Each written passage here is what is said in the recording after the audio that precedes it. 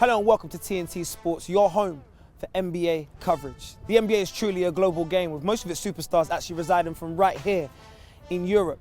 And all of the sporting landscape and world will be fixated on this city, Paris, as we get ourselves ready to host the Summer Olympic Games. But here's a little bit extra excitement for you for this year. As we turn the year, the NBA Paris Games are ready. The Cleveland Cavaliers and the Brooklyn Nets are getting ready to entertain us all. So ladies and gentlemen, strap yourselves in and get yourselves ready for this NBA action. Here we go. Le NBA Paris Game, bonsoir à tous et bonsoir à tous. Cavaliers roar from behind. Quelle explosivité. Bridges drives in. With the denial. Oh, what a thunderous dunk. Merci beaucoup. Yeah, you can feel the energy, right? That means we're in Paris. We get ourselves ready for another NBA Paris Games, and I'm your host, JD Dine. I'm here with this very special NBA preview show ahead of what's going to be an incredible evening of NBA Paris action. And if I'm going to be in Paris, there's only one person I should be with, which is Mr. Paris himself, the extraordinary Julien Laurent.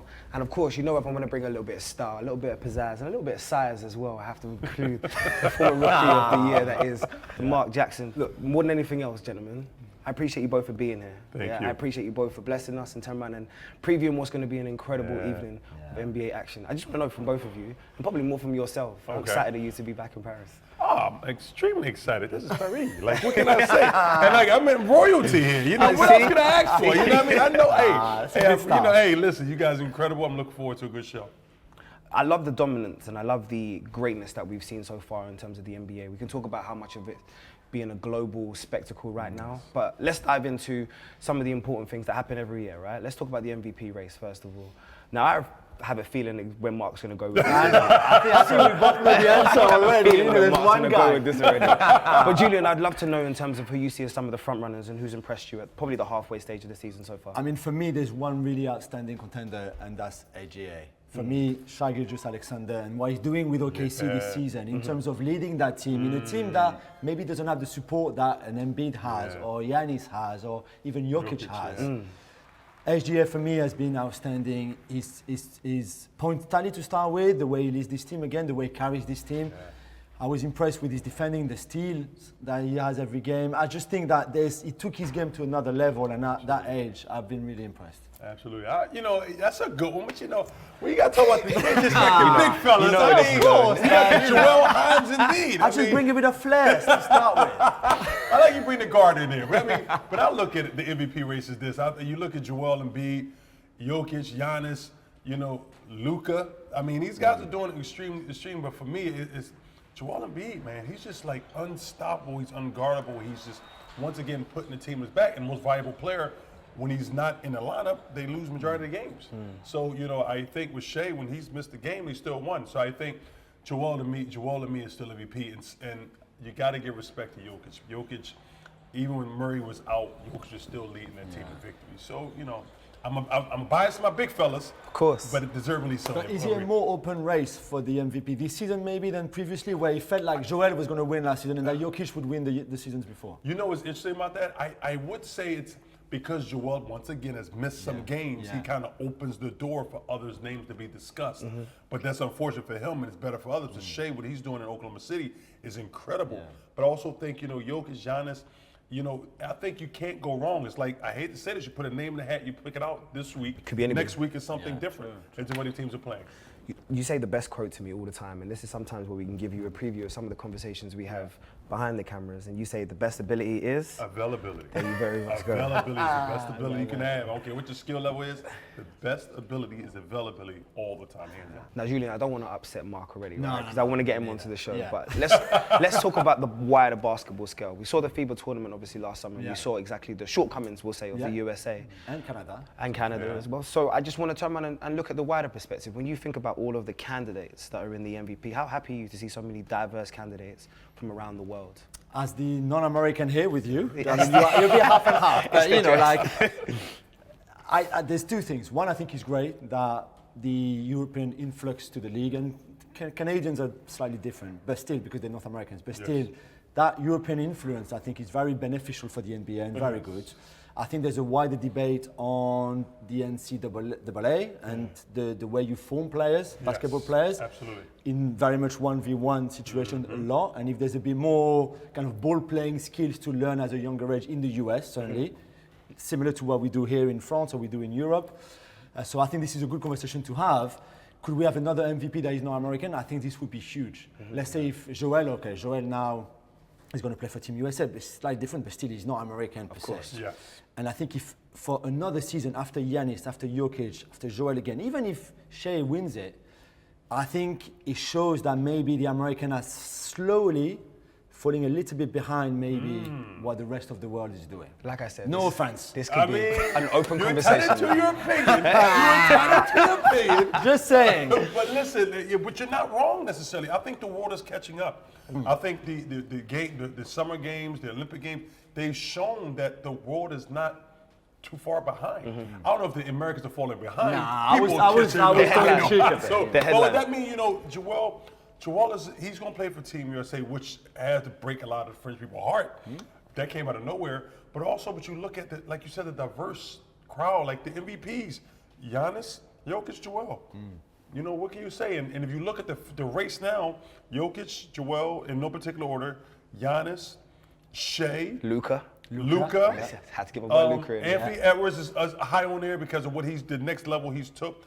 But the 5 out of 6 MVP. And Wembanyama at some point. Yeah, at some point. He's not there yet. No, but he he's will be at some point. But you think about it, that's 5 out of 6 guys in the MVP race that are non-Americans. And it's just letting you know how the world is catching up. The late, great David Stone will be smiling right now, looking at the way that he had the vision for the global games. Yes.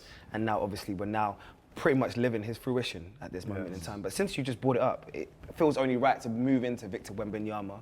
Yeah. We're in Paris. We've seen the star power. I'll give you a first-hand reference. Last year when we was doing the Paris games, he walked into the building and he had a larger reception than Magic Johnson, than Pharrell, than anybody else. Genuinely, I was so shocked. I thought a genuine superstar had walked into the building. But that's what we have to reference him now. Has he exceeded expectations from you? He's lived up to expectations, and which is hard to do because it's, everybody wants instant gratification. And I'm big on let the young guy develop. Don't put too much on him yet. And I've had this argument last year. I was like, oh, he's going to be okay, but he needs a few years to adjust. No.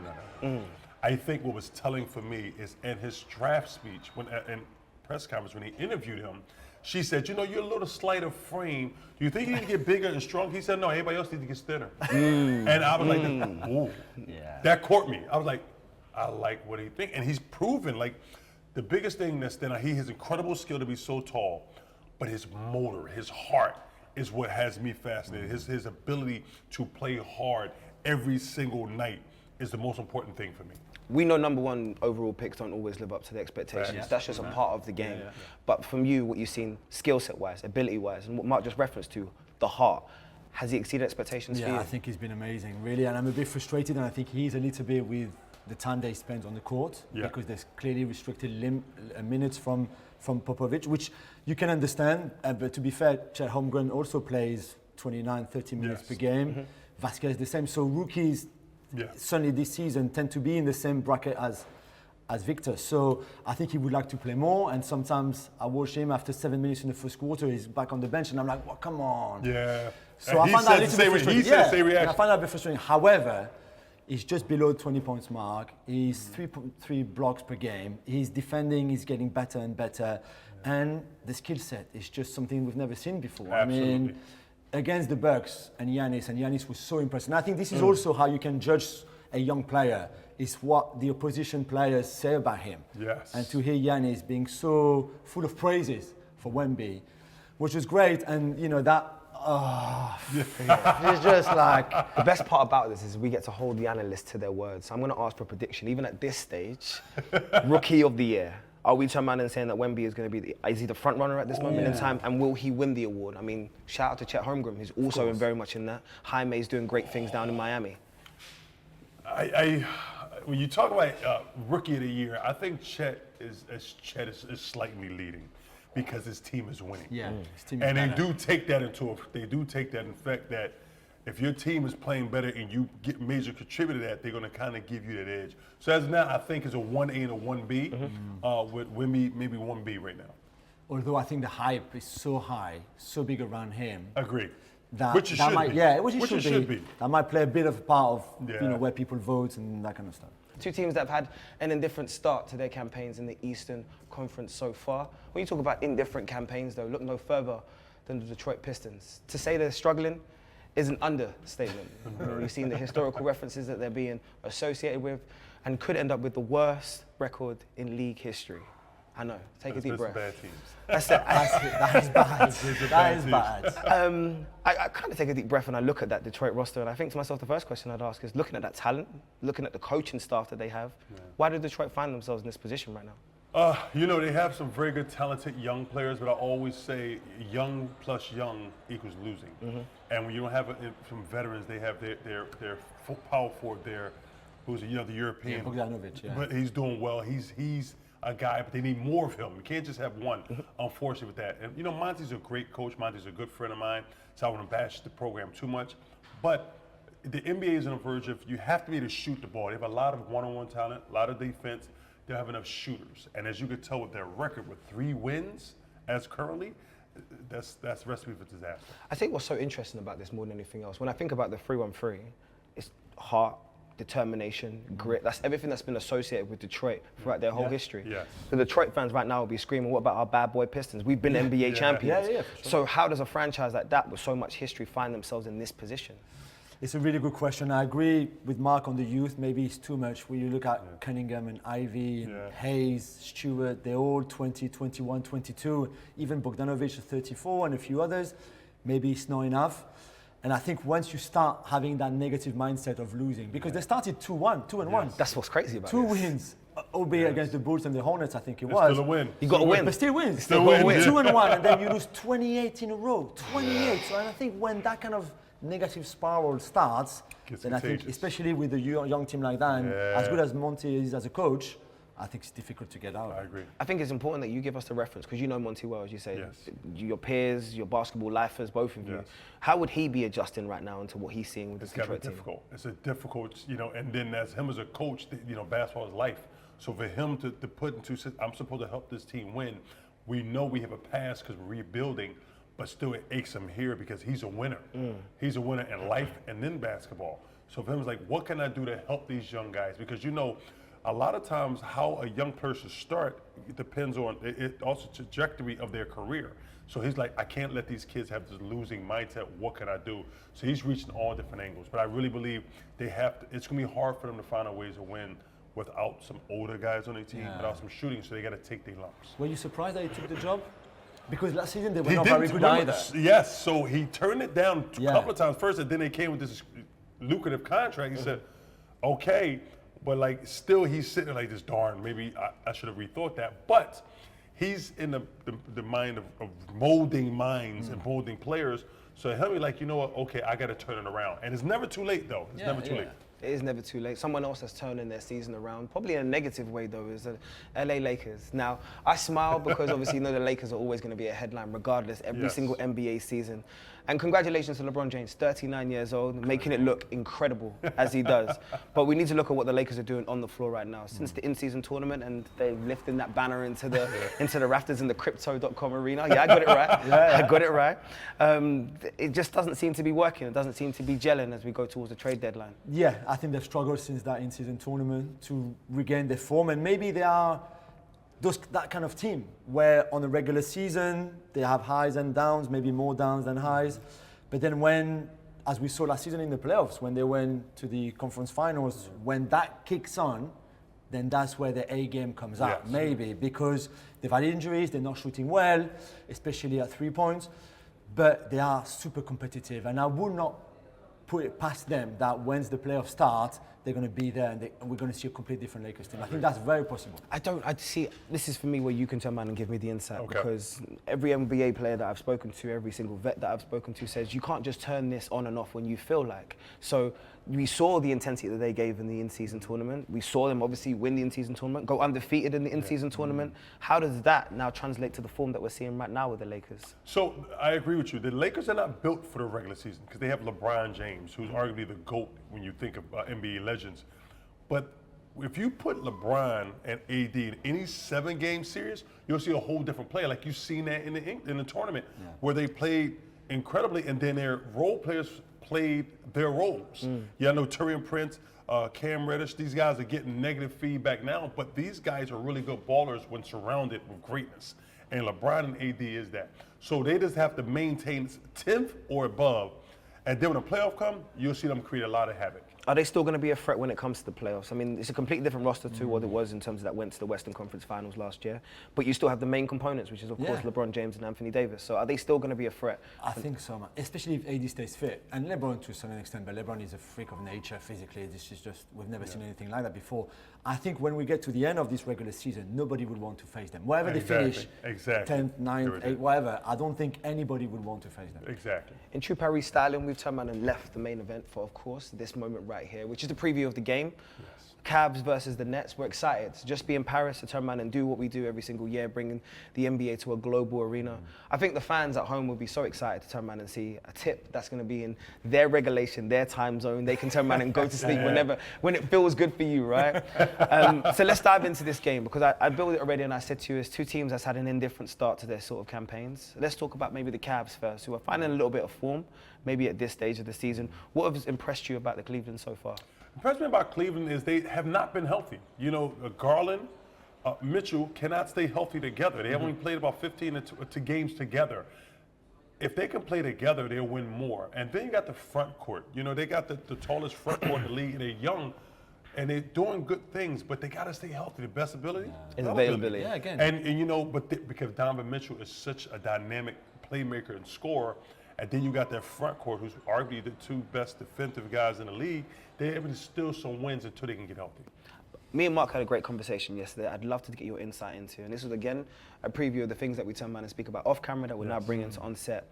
He spoke about these two bigs that you don't really see a lot in the league right now. A lot of people are doing this 1 and 4 in terms of space and trying to create as much space for shooting as possible in the league. But Cleveland have Jarrett Allen and Evan Mobley. When it's turned around and everything's working well, they're the two starting bigs that they want to turn around and implement on the floor. Completely. How do you look at this sort of setup in Cleveland? I mean, Mobley is injured now, which is a big shame for them, and we expect him to come back. It won't be too long, I think, that knee injury that he had. But I saw Jarrett Allen against Wembanyama going back to Wemby in the last game. And you watch them and you say, okay, this is all you have to learn, Wemby. And Jarrett Allen is not the biggest veteran or experience, but he really got on top because of everything that he learned in that league. And I think Jarrett Allen is he's an all-star player to start with. He's a great talent. And I've been a bit surprised they've underachieved so far this season. And yeah, you're right, injuries, I think they've only played their starting lineup 11 games this season because there have been injuries to a few of them.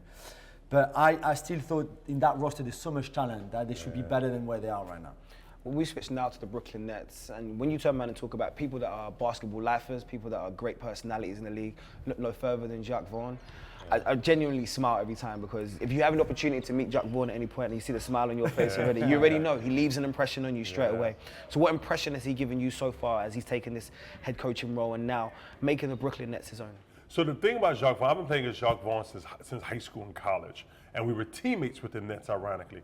And I seen him as a player, and he was always straight-laced guy, serious face, but he enjoyed the game. He gave his heart to it. He gave his passion. He gave his all. Never made excuses. And that's all he wants. He wants no excuses from anyone.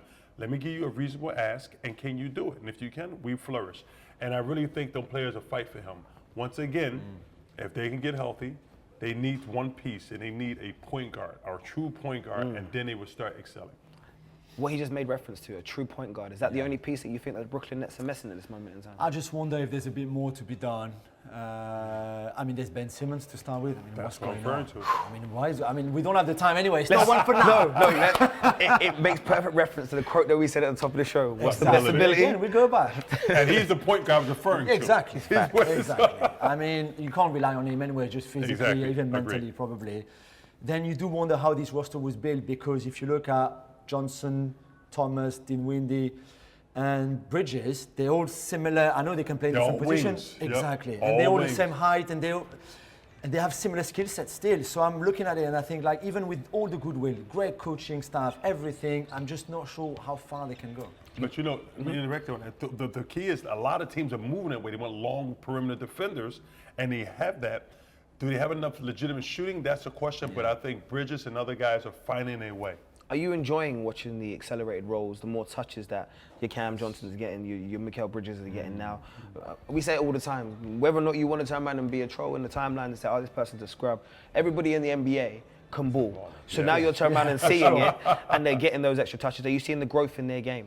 You see it not as quickly as I thought it would be. I thought this team could do really well, and I'm just a bit disappointed again. And I think they're going to make the play-in probably. I'm not sure about the playoffs straight away, and they'll be fine because again we saw with the Lakers and the Heat, although they have more experience and experienced players and experience overall of success, that you can go far still by starting in the play-in at the end of the season. However, I think there's something missing, and I think Nick Claxton is a really good center. Yes. I think Darren Sharp, who's injured now but will come back soon, is a good backup center. But it feels there's something not there. It's something missing, really. Like the point guard and maybe a bit of winning mentality too. Yeah.